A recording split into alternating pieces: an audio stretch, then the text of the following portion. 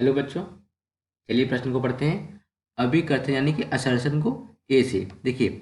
Assertion को यहाँ पे ए से प्रदर्शित किया गया है। HNO3 नाइट्रिक अम्ल एवं NaOH सोडियम हाइड्रोक्साइड के उदासीनीकरण की ऊष्मा HCl यानी कि हाइड्रोक्लोरिक अम्ल एवं पोटेशियम हाइड्रोक्साइड के समान ही होती है, क्योंकि HNO3 नाइट्रिक अम्ल और एवं HCl हाइड्रोक्लोरिक अम्ल दोनों ही प्रबल अम्ल हैं तथा NaOH एवं KOH यानी दोनों क्या है, सोडियम हाइड्रोक्साइड पोटेशियम हाइड्रोक्साइड क्या है, दोनों प्रबल क्षार है। तो बच्चों ये अभिकथन लिखा हो, अभिकथन का क्या ये कारण सही है या नहीं।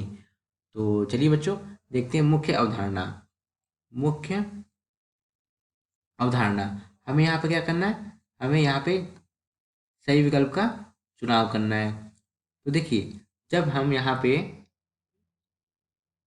जब हम यहाँ पे HNO3 यानी कि नाइट्रिक अम्ल नाइट्रिक अम्ल की अभिक्रिया किससे कराते हैं, सोडियम हाइड्रोक्साइड से।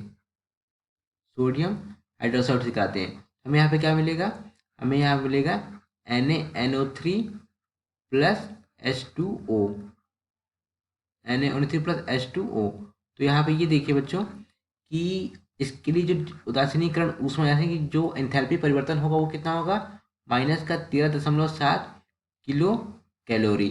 अब हम कराएंगे किसकी क्रिया, HCl एवं KOH की। तो यहाँ पे देखिए HCl हाइड्रोक्लोरिक अम्ल की अभिक्रिया किससे कराएंगे, पोटेशियम हाइड्रोक्साइड से।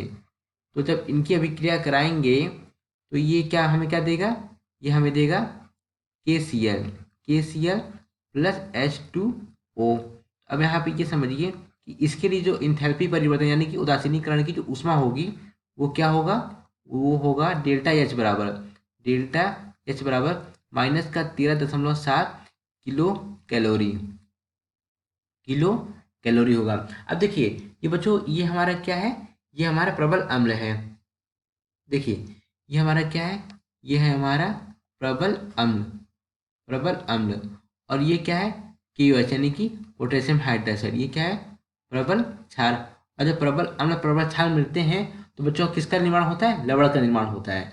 तो जब लवण का निर्माण होगा तो यहाँ पे हमारा क्या होगा, ये हमारा जो ये जो अभिक्रिया होगी, कैसी अभिक्रिया होगी, ये होगी उदासीनीकरण अभिक्रिया यानी कि न्यूट्रलाइजेशन रिएक्शन। उदासीनीकरण अभिक्रिया के लिए, उदासीनीकरण जो अभिक्रिया होती है उनके लिए डेल्टा H का मान कितना होता है, -13.7 किलो कैलोरी।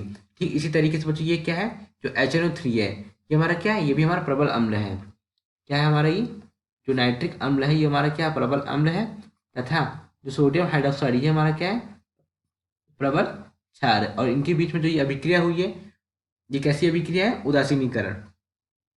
कैसी अभिक्रिया ये, उदासीनीकरण की अभिक्रिया है। और इसके लिए डेल्टा जो H का मान है, क्या है, डेल्टा H का मान है -13.7 किलो कैलोरी। -13.7 kilo calorie.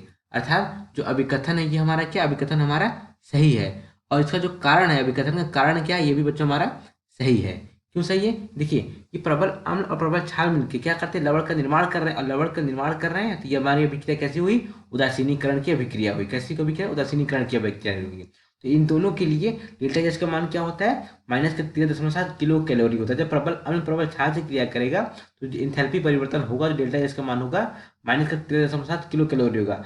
लेकिन यदि दोनों में से कोई भी दुर्बल हो गया, यहाँ पे जो डेल्टा H का मान क्या होगा वो बच्चों, वो घट जाएगा। यानी कि -13.7 किलो कैलोरी से क्या हो जाएगा, कम हो जाएगा। अब हम देखते हैं बच्चों विकल्प, कौन सा विकल्प सही होगा।